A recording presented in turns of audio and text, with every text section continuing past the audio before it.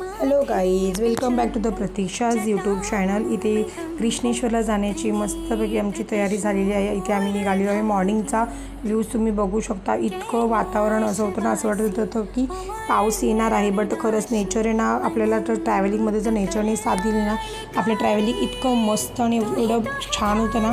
हा कृष्णेश्वरचा जवळजवळ प्रवास आहे। प्रवासामध्ये खरंच खूप वेळ जातो, बट नेचर जर आपल्यासोबत असेल, वातावरणाप्रमाणे आपलं खरंच आपण ट्रॅव्हलिंगसुद्धा एन्जॉय करतो।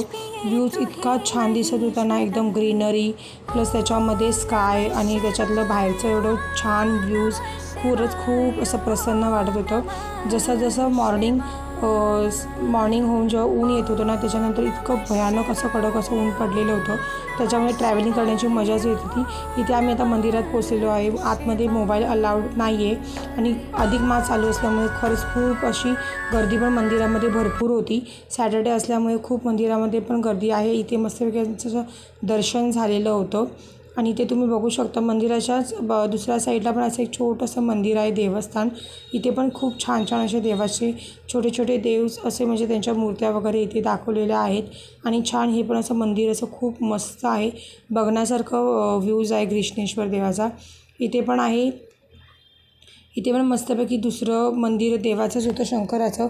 मोठी अशी पिंड अशी देवाची वरच्या साईडला आहे। ते बघून इतकं छान आणि तेवढं भारी वाटत होतं।